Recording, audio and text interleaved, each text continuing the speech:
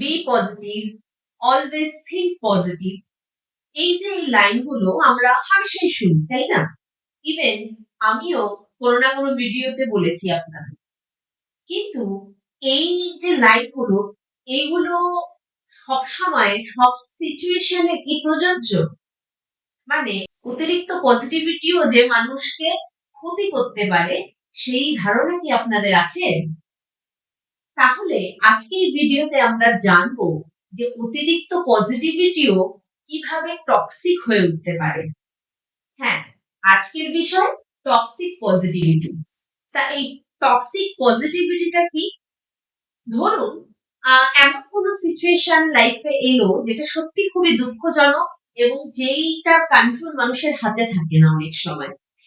এবং সেই সব সিচুয়েশনে যখন এরকম দাঁড়িয়ে যায় যে পজিটিভ থাকাটা বাধ্যতামূলক হয়ে যায়, পজিটিভ থাকতে হবে বলে পজিটিভ কেউ থাকলো, তখন সেটা পজিটিভ মুডকে এনহ্যান্স না করে নেগেটিভিটির জন্ম দেয়, স্ট্রেসের জন্ম দেয়। সেটা কিরকম? ধরুন বাড়িতে কোনো বিপদ ঘটেছে বা কোনো ক্লোজ কেউ মারা গেছেন বা কোনো অন্য বিপদ ঘটেছে এবং তার জন্য আপনি খুবই দুঃখিত। কিংবা চলুন অন্য এক্সাম্পলে যাই, কেউ ধরুন চাকরি হারিয়েছে বা কারুর যে মেন ইনকাম সোর্স সেটা চলে গেছে, কোনো দুর্ভাগ্যবশত ব্যবসা পড়ে গেছে, যাই হোক না কেন, এরকম অবস্থায় যদি তাকে বলে শুধু পজিটিভ ভাব, কোনো বন্ধু যদি তাকে সাজেস্ট করে যে শুধু পজিটিভ ভাব, সব ভালো হবে, সব ভালো হয়ে যাবে, ভালো কিন্তু হয়ে যায় না, ভালো করতে হয়।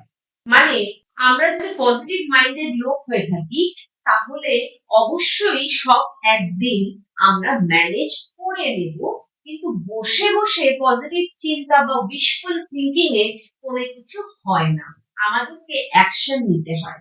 হ্যাঁ, ওই মুহূর্তে আমাদের যে দুঃখ হচ্ছে, আমাদের মন ভার আছে, আমাদের যে ইমোশন, যে ফিলটা, যে আফেক্টটা, যেটা খুব টেকনিক্যালি বলে, সেটা সেটা যে আমরা ফিল করছি, সেটা যদি আমরা ঠিকমতো এক্সপ্রেস না করতে পারি, আমরা মুভ অন করে উঠতে পারবো না।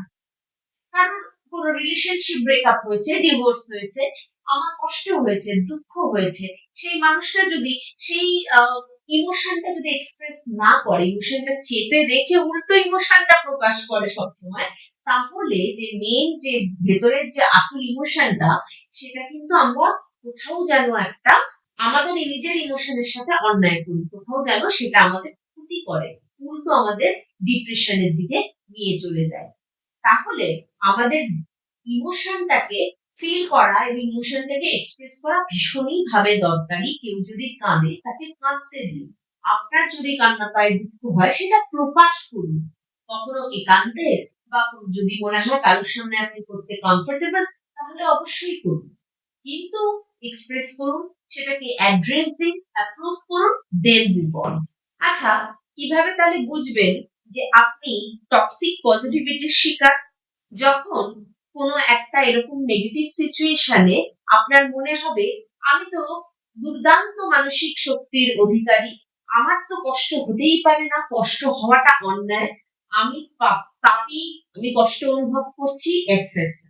বা নিজের কষ্টকে আপনি অবজ্ঞা করছেন, এত খারাপ লাগছে কেন, এই খারাপ লাগাটার কোনো ভ্যালিউ নেই, এটা তো ছোট ব্যাপার, এটা এমন কিছুই না, এটাকে একদম ইগনোর করে দিন, মানে বেপাত্তা করবেন।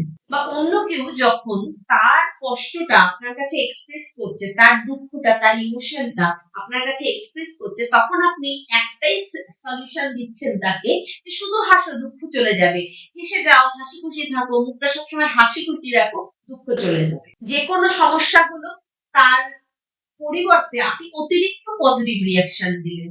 মানে আপনি বললেন যে তোমার দারুণ, তোমার জীবনে এত পজিটিভিটি, তোমার কষ্ট পাওয়ার কোনো অধিকারই নেই, তোমার কষ্ট পাওয়াটার কোনো লজিকই নেই, আপনি ভ্যালিডেটই করলেন না সেই ইমোশনটাকে, অ্যাড্রেসই করলেন না। মানে এরকম কোনো কথা নেই, কারোর জীবনে অনেক পজিটিভ পার্সপেক্টিভ আছে বলে তার ইমোশনটা বা তার নেগেটিভ ইমোশনটা ইমোশন নয়, তার সিচুয়েশন ওয়াইজ তার লাইফের সময়ের সাথে বিভিন্ন সময় দুঃখ আসতে পারে এবং দুঃখটাকে এক্সপ্রেস করতে হতে পারে। পজিটিভিটি, সুস্থ পজিটিভিটি সেইটাই যে দুঃখ দুঃখটাকে আমরা সেই নেগেটিভ ইমোশনটাকে আমরা এক্সপ্রেস করে আমরা সলিউশন ওরিয়েন্টেড থিঙ্কিং রাখবো সবসময় এবং সলিউশন করে সেই প্রবলেমটার সমাধান করে আমরা আগে এগিয়ে যাবো যাতে ওই প্রবলেমটা দুবার রিপিট না হয়।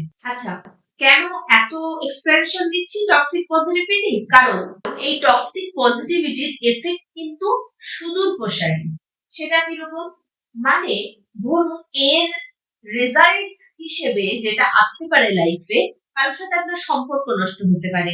মানে যাকে আপনি অতিরিক্ত পজিটিভ থাকার সলিউশন দিচ্ছেন যখন সে তার নিজের দুঃখকে এক্সপ্রেস করছে, তার সাথে আপনার তিক্ততা বাড়তে পারে। মানে সে প্রচন্ড অস্বস্তি বোধ করতে পারে এবং তার নিজের সেই টক্সিক পজিটিভ ইফেক্ট গুলো আপনার জন্য, তার মনে হতে পারে যে আপনার জন্য হচ্ছে এবং তার সাথে আপনার তিক্ততা বেড়ে গেল। দ্বিতীয় হতে পারে এতে কিন্তু স্ট্রেস বাড়ে, মানসিক চাপ যেটা সেটা আরো বাড়ে। মানে আমার যখন দুঃখ হচ্ছে তখন আমি সেটাকে ইগনোর করে আমি হাসছি, আমি দাঁত কবাটি বার করে দিয়েছি, এইটা হয় না। এতে এইখানটা খুব চাপ হয়, সেই চাপটা, যে প্রেশারটা প্রচন্ড ইন্টেন্স এবং এটা বহুদিন ধরে, বেশি দিন ধরে চলতে থাকলে কিন্তু এটা ডিপ্রেশনেরও আকার নিতে পারে, অ্যাংজাইটি হতে পারে এবং আরো অন্যান্য যে মানসিক সমস্যাগুলো তার সম্মুখীন কিন্তু মানুষ হতে পারে। টক্সিক পজিটিভিটি নিয়ে খুব একটা কথা হয় না, পজিটিভ নিয়ে আমরা অনেক কথা বলি, কিন্তু পজিটিভ যখন মাত্রা ছাড়িয়ে যায় তখন সেটা টক্সিসিটিতে রূপান্তরিত হয় এবং সেই বিষ মানুষের লাইফে কিন্তু বিষাক্ত হয়ে যায়। ওই যে বলে না, অতিরিক্ত অমৃতও কিন্তু গরম। ধরুন আপনারা অতিরিক্ত পজিটিভ হওয়ার চেষ্টা করছেন সবসময়। আমি এই কথাটা বলবো প্রথমে যে জীবনটাকে ঠিক যেরকম সেরকম ভাবেই দেখুন। মানে জীবনটাকে বেশি উপরে মাথা তুলেও দেখতে হবে না, নিচু করেও দেখতে হবে না। মানে আপনি যে ইমোশনটা ফিল করছেন সেই ইমোশনটা ফিল করছেন রিয়েলিটিতে, সেটাই দেখুন। মানে আপনার দুঃখ হচ্ছে, হ্যাঁ ইটস ওকে, দুঃখ হচ্ছে, এটাকে অ্যাড্রেস করুন এবং সেই ইমোশনটা এক্সপ্রেস করুন এবং শুধুমাত্র পজিটিভিটির উপর জোর না দিয়ে, মাত্রাতিরিক্ত জোর না দিয়ে পজিটিভ সলিউশন ওরিয়েন্টেড প্র্যাকটিক্যাল চিন্তা ভাবনা করুন, মানে যেটা বাস্তবের সঙ্গে খুব রিলেটেড। মানে আপনি যখন অতিরিক্ত পজিটিভ হয়ে যান সেটা আসলে কিন্তু আপনাকে বাস্তবের থেকে অনেক দূরে সরিয়ে নিয়ে যায়।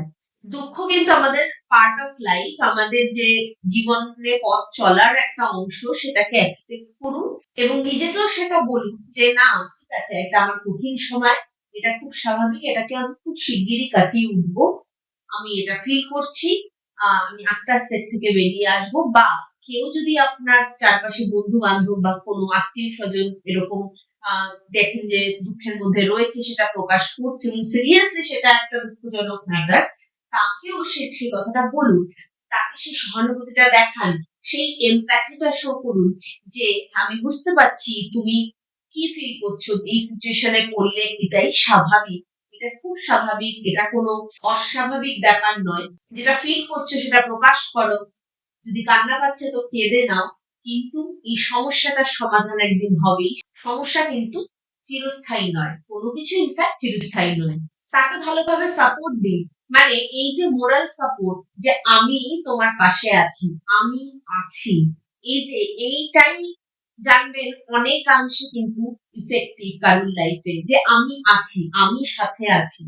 তুমি চাইলে, সে যদি চায় তাহলে আপনার সাথে কথা বলতে পারে, আপনি হাতটা বাড়িয়ে রেখেছেন, সে যদি চায় আপনার হাতটা ধরতে পারে। তাহলে বুঝলেন তো পজিটিভিটিও যে টক্সিক হতে পারে। তাহলে টক্সিক পজিটিভিটির এই লক্ষণগুলো মাথায় রাখবেন এবং সবসময় পজিটিভ নিশ্চয়ই থাকবেন, কিন্তু solution oriented practical problem solving এর মাধ্যমে। যে ইমোশনটা আপনি দেখছেন বাস্তবে, সেটাকে তার মতো করে বিচার করবেন। তাহলে আজকের ভিডিও এই পর্যন্ত। আপনি কোনোদিন এরকম সমস্যায় পড়েছেন কিনা বা আপনার চারপাশের কেউ এরকম সমস্যা ফেস করেছেন কিনা, সেটা অবশ্যই কমেন্টে আমাদেরকে জানাবেন। লাইক, শেয়ার, সাবস্ক্রাইব করে সাথে থাকবেন। দেখা হচ্ছে পরের ভিডিওতে।